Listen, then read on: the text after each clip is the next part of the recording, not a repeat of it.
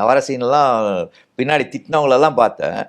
இந்த இன்டர்வல் நேரத்தில் வெளில வந்து பார்த்தேன், சார் நீங்கள் தானா அப்படின்னு திட்டினவங்கெல்லாம் காணாமல் போயிட்டாங்க. அப்படியே அவங்களுக்கு அவங்க எதிர்பார்க்கவே இல்லை. படத்தில் பார்க்கறது நம்ம வந்து நிஜமா அப்படின்னு நினச்சிக்கிற அளவுக்கெல்லாம் ஒன்றும் இல்லை அப்படின்றத அவங்க என்னைக்கு மாற்றிக்கிறாங்களோ அன்றைக்கி வந்து சினிமாவில் வந்து வித்தியாசமான நடவடிக்கைகள் இருக்கும். 2 பேருமே தெரியாது. இதில் எனக்கு தெரிஞ்ச டேரக்டர்ஸ் யாரும் எனக்கு சாதிச்ச வாய்ப்பே கொடுக்கல. எக்ஸப்ட் ரவி மரியா. வெயில் படத்தில் நடித்த அவர் 2 பேரும் ஒன்றா நடித்தோம். அவரோட படம் மிளகால நான் ஒரு வில்லனுக்கு வில்லனாக நடித்தேன். 25 நாள் எனக்கு டைம் கொடுத்துட்டீங்க. நானே மீசியை ஒரிஜினல் மீசியை வளர்த்துருப்பேன். அதே மாதிரி ஒட்டு மீசியை வச்சு நம்ம கஷ்டப்படுத்திட்டீங்கன்னு கேட்டேன். இல்லை பரவாயில்ல, நல்லா தான் இருக்குது, பரவாயில்ல. பரியேறும் பெருமாளோட கம்பேர் பண்ணுறப்போ அதில் அப்படி இருந்தவர் இதில் அவர் தானா அப்படின்ற மாதிரி இருப்பீங்க. விவேக் காமெடி மாதிரி ஆயிடுச்சு. மேக்ஸிமம் வந்து எந்த படத்துக்கும் இது வரைக்கும் என்கிட்ட வந்து உங்கள் கேரக்டர் இப்படி தான் இருக்கும் அப்படின்னு இது வரைக்கும் யாரும் சொன்னதில்லை. புதுசாக வந்த டைரக்டர்ஸ் கூட சார், நான் நடித்தா நல்லா இருக்கும்னு நீங்கள் ஃபீல் பண்ணி தான் என்கிட்ட வரீங்க, காசு கொடுக்க போகிறீங்க. எப்படி இருந்தாலும் அது கொஞ்சமாக நிறையா வாங்குறது அது அடுத்தது. 2 பேரும் மியூச்சுவலாக அக்செப்ட் பண்ணிக்கிட்டு தான் ஒரு காசு வரப்போகுது. ஆனால் என்னோட கேரக்டர் இப்படி இருந்தால் நல்லாயிருக்கும் அப்படின்னு நீங்கள் ஃபீல் பண்ணி செஞ்சீங்கன்னா சந்தோஷம். உங்களை இது மாதிரி பஸ்ஸில் ட்ரெயின்லலாம் பார்த்துட்டு கேட்பாங்க வந்துன்னு சொல்லியிருக்கிறீங்களா சார்? இப்போ எப்பயாவது யாராவது வந்து நேரில் திட்டி இருக்கிறாங்களா, இல்லைன்னா பார்த்து மிரண்டு பயந்து ஓடி இருக்காங்க? நேர்லலாம் திட்டினது கிடையாது. ஆனால் அந்த படம் பார்க்குறப்பவே இப்போ நான் கொஞ்சம் லேட்டாக போனேன், இருட்டில் தான் போய் உட்காந்தேன். நான் வர சீன்லாம் பின்னாடி திட்டினவங்களெல்லாம் பார்த்தேன். இந்த இன்டர்வல் நேரத்தில் வெளில வந்து பார்த்தேன், சார் நீங்கள் தானா அப்படின்னு திட்டினவங்கெல்லாம் காணாமல் போயிட்டாங்க. அப்படியே அவங்களுக்கு அவங்க எதிர்பார்க்கவே இல்லை. அவ்வளோ பக்கத்தில் பார்க்குறப்போ கண்டிப்பாக இவரா அவர் அப்படின்ற ஒரு சந்தேகம் வந்துடும். திட்டோமே அவங்களுக்கே ஃபீல் பண்ண, அது படம், நிஜ வாழ்க்கை இல்லை. அது ஒரு விதத்தில் நம்ம மக்களோட மனநிலையை தான் காட்டுது. படத்தில் பார்க்கறது நம்ம வந்து நிஜமா அப்படின்னு நினச்சிக்கிற அளவுக்கெல்லாம் ஒன்றும் இல்லை அப்படின்றத அவங்க என்னைக்கு மாற்றிக்கிறாங்களோ அன்றைக்கி வந்து சினிமாவில் வந்து வித்தியாசமான நடவடிக்கைகள் இருக்கும். Okay, super. ஸோ இப்போ வந்து சொல்லியிருந்தீங்க இயக்குநர்கள் கையில் தான் இருக்குது அந்த மாதிரியான கேரக்டர்லாம் கொடுக்கறது, நான் என்ன பண்ண முடியும் அப்படின்னீங்க. ஸோ அந்த மாதிரி இப்போ இந்த காலகட்டத்தில் சினிமாவில் இருக்கக்கூடிய பல இயக்குநர்கள், புதுமுக இயக்குநர்கள்லாம் இருக்கிறாங்க. ஸோ அப்படி இருக்கும்போது நீங்கள் கண்டினியூஸாக வந்து பார்த்தா ஒரு சில டைரக்டர்ஸோட மட்டும் தான் நீங்கள் வந்து நடிக்கிற மாதிரி ஃபீல் இருக்குது. ஃபார் எக்ஸாம்பிள் வசந்த பாலன் அவர்கள், மாரி செல்வராஜ் அவர்கள், ஒருவேளை மேபி நெருக்கமாக இருக்கிறாங்க, அவங்களும் நடிக்கும்போது கம்ஃபர்டபுளாக இருக்குது அப்படி ஏதாவது ஃபீல் பண்ணுறீங்களா? 2 பேருமே எனக்கு அந்த படத்துக்கு முன்னாடி தெரியாது. 2 பேருமே தெரியாது. இதில் எனக்கு தெரிஞ்ச டைரக்டர்ஸ் யாரும் எனக்கு சாதிச்ச வாய்ப்பே கொடுக்கல. எக்ஸப்ட் ரவி மரியா. வெயில் படத்தில் நடித்த அவர் 2 பேரும் ஒன்றா நடித்தோம். அவரோட படம் மிளகால நான் ஒரு வில்லனுக்கு வில்லனாக நடித்தேன்.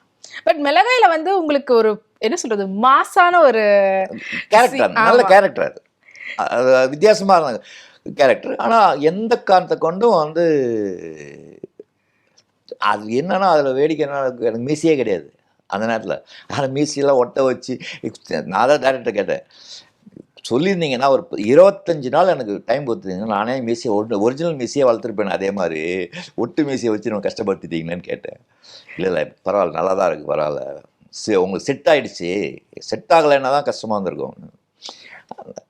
அதான் மிளகா உண்மையிலே அது மூலமாக அதுக்கப்புறம் இவரே நட்டி வந்து திருமணம் நம்ம வீட்டு பிள்ளைல அவர் எனக்கு பையன். ஆமாம், அதில் வந்து ஒரு எப்படி சொல்கிறது, ரொம்ப ஒரு சம்மந்தமே இல்லாமல் பரியேறும் பெருமாளோட கம்பேர் பண்ணுறப்போ அதில் அப்படி இருந்தவர் இதில் அவர் தானா அப்படின்ற மாதிரி இருப்பீங்க. விவேக் காமெடி மாதிரி ஆயிடுச்சு. எப்படி கிட்டத்தட்ட ஒரு பைனாங்குலியா மாதிரியாவும் தெரியும், சாஃப்டாகவும் இருக்கும். அந்த கடைசியில் அந்த பந்தல் கால பையன்கிட்ட பேசுகிற டைலாகில் மட்டும்தான் என்னோட கேரக்டர் கொஞ்சம் வெளிப்படும். மற்றபடி எல்லாமே சாஃப்டாக இருக்கும். தலையாட்டிக்கிட்டு இருக்கிறது, சைலண்டாக அப்படியே வாயை திறக்க மாட்டாது. அந்த இடம் தான் ஃபைனல் டச், அந்த டைலாக். அது ஒன்றாக வச்சாருன்னு சந்தோஷப்பட்டுக்கிட்டு. ஸோ அந்த வாய்ப்பு எப்படி கிடைச்சது சார்?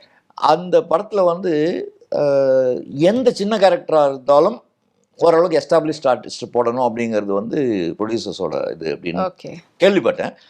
அதனால் வந்து கூப்பிட்றப்ப அந்த ப்ரொடக்ஷன் மேனேஜர் சொன்னார், சார் இதில் வந்து எல்லோரும் ஃபிக்ஸ் பண்ணிட்டாங்க சார், சின்ன கேரக்டர் தான், நீங்கள் பண்ணுவீங்களான்னு கேட்க சொன்னார் டைரக்டர்.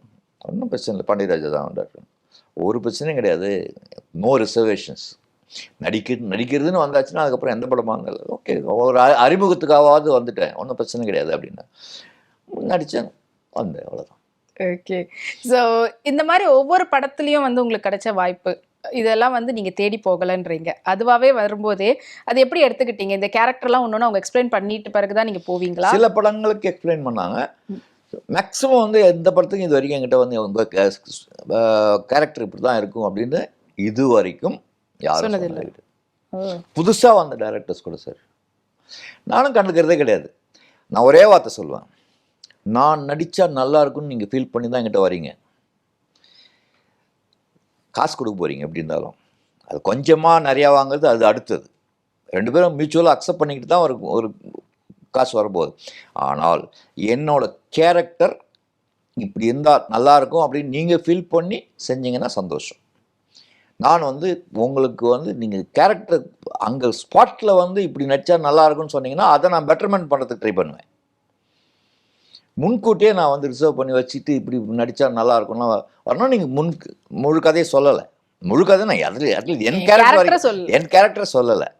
சொன்னீங்கன்னா அதுக்கேற்ற மாதிரி கொஞ்சம் மனசுக்குள்ளே கொஞ்சம் யோசித்து வைக்கலாம், கொஞ்சம் கற்பனை பண்ணி இந்த மாதிரி பண்ணலாம். அந்த கற்பனைக்கே இடம் கொடுக்காத அளவுக்கு சார் உங்களுக்கு இந்த மாதிரி ஒரு ரஃப் ஐடியாவை தான் கொடுப்பாங்க. எதுக்கும் நான் கவலைப்படுகிறது இல்லை, பார்த்துக்கலாம், லொக்கேஷனுக்கு போய் ஸ்பாட்டில் போய் பார்த்துக்கலாம், விட்டுறது. ஓகே. அது மிஸ் ஆகிருக்கு, மிஸ்ஃபயரும் ஆகும் சமயத்தில்,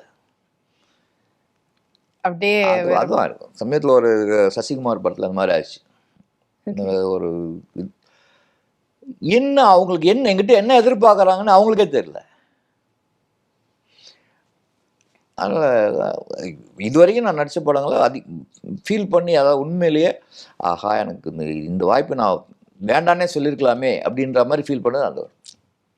ஓகே, அதையும் சொல்லிடணும்ல, ஏன்னா இப்போ நல்லது சொன்னால் இதுவும் என்னோட பார்ட்டில் தான் மிஸ்டேக், வந்து என்னோட பார்ட்டு. எனக்கு ஏற்ற மாதிரியான கேரக்டர் நான் தான் பண்ணால் நல்லா இருக்கும்னு அவங்க ஃபீல் பண்ணியிருக்க வேண்டிய அவசியமே கிடையாது. அது யார் பண்ணியிருந்தாலும் நல்லா இருந்திருக்கும், அது அவ்வளோதான் இருந்திருக்கும். நல்லா இருந்திருக்குதா அவ்வளோதான் இருந்திருக்கும், அது நான் பண்ணணும்னு அவசியமே கிடையாது.